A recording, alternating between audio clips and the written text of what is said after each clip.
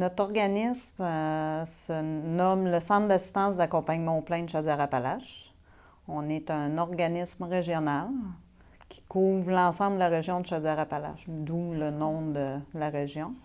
La mission, c'est d'assister et d'accompagner les usagers ou les personnes qui désirent entreprendre une démarche de plainte dans le cadre du régime d'examen des plaintes dans le réseau de la santé et services sociaux.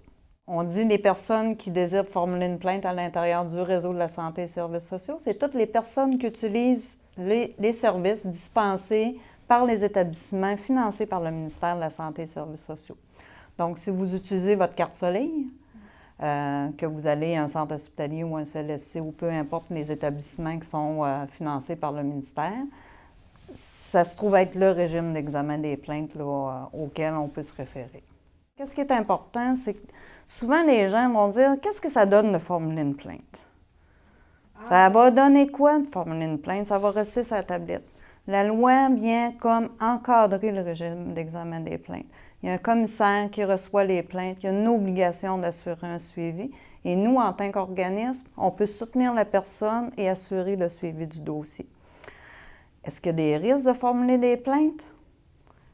La loi est venue comme renforcer et sécuriser la personne qui formule une plainte en venant intégrer l'article 73 en disant qu'aucune représailles ne peut être faite auprès d'une personne qui formule une plainte dans un objectif d'amélioration de la qualité des services. Ça peut être par rapport aux relations interpersonnelles entre un professionnel et vous-même, que ce soit verbal ou non-verbal, parce que des fois, verbal, ça peut être agressant, mais le non-verbal, c'est qui vous brasse un peu, c'est également là, comment je pourrais dire, donc, un élément sur lequel vous pourriez vous baser pour formuler une plainte. C'est un manque de respect, dans le fond. Ensuite de ça pourrait être les facturations, chambre d'hôpital, les transports ambulanciers, parce que les transports ambulanciers cadrent également à l'intérieur du régime d'examen des plaintes. C'est que si vous avez une facture et que vous n'êtes pas certain que vous deviez payer, vous pouvez formuler une plainte en lien avec la facturation que vous avez reçue. Ça peut être concernant l'information qui vous concerne, votre état de santé, l'information concernant les ressources. Les professionnels doivent vous donner l'information, vous référer à des ressources. Ils ne l'ont pas fait, vous pourriez formuler une plainte. L'objectif du régime d'examen des plaintes, c'est qu'est-ce que vous avez vécu comme situation? Peut-être qu'on ne peut pas le régler. Peut-être que, la réponse que vous avez eue, elle ne changera pas. Mais par contre, la personne qui va passer en arrière de vous, les professionnels vont être sensibilisés. Ça va faire en sorte qu'ils vont faire attention à l'avenir, soit au niveau de leurs attitudes, de façon de rentrer en communication, le fait de, quand ils vous touchent, d'être respectueux, de donner toute l'information pertinente pour que vous soyez en mesure d'aller chercher les soins, les services ou les ressources qui existent dans le milieu. L'objectif, c'est d'améliorer la qualité des soins et des services qui sont dispensés. Nous, on agit à titre de soutien. On offre, on dit, l'assistance d'accompagnement. On offre un soutien tant au niveau de la rédaction de la plainte, avec la personne qui est débordée, qui n'a pas le temps, mais qui aimerait quand même soumettre ses insatisfactions, on peut offrir le soutien au niveau de la rédaction. On va offrir l'assistance, on va être présent en accompagnement aussi. S'il y a une rencontre avec les professionnels qui ont à traiter la plainte, on va être présent avec la personne.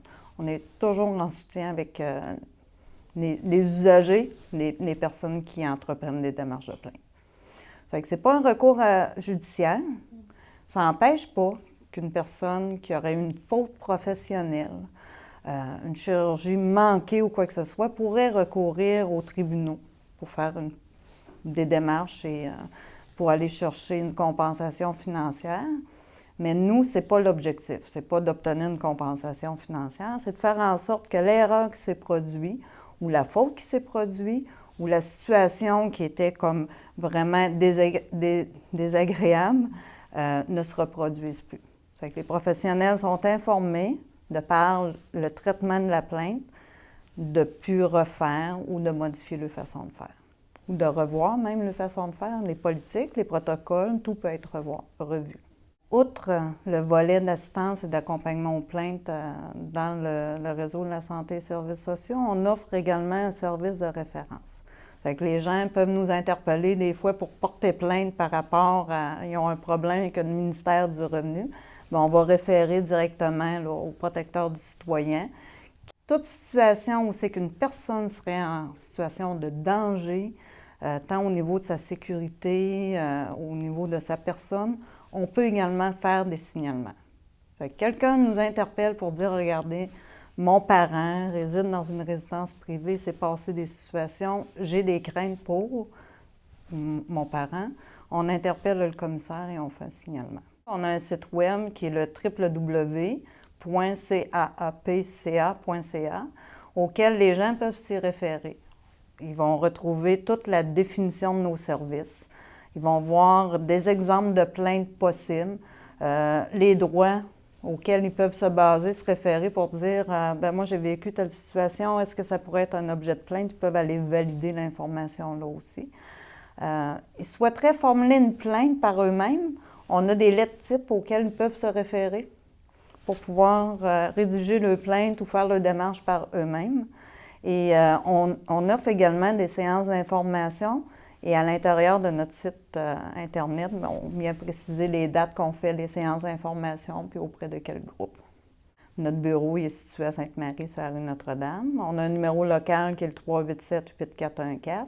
On a un numéro pas provincial, mais un numéro sans frais régional, qui est le 1-888-841-8414. Et au niveau provincial, parce qu'il y a un CAP dans chacune des régions de la province, on est 16 en tout, c'est le 1-877-767-2227. Que vous soyez de notre région Chaudière-Appalaches, en Gaspésie, à Montréal, Côte-Nord, en Abitibi, l'Outaouais, il y a un CAP dans chacune des régions. Que vous avez un membre de votre famille dans une région qui a vécu une situation dans laquelle elle se considère insatisfaite, peut rejoindre son CAP pour formuler une plainte.